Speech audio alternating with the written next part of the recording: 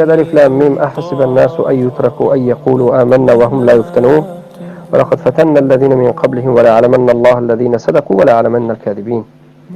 وقتی که شما میگویید که من مسلمانم، مؤمن هستم و مسلمان شدم، شما گمان میکنید و میپندارید که ما شما رو نمیسنجیم. حتما شما رو میسنجیم.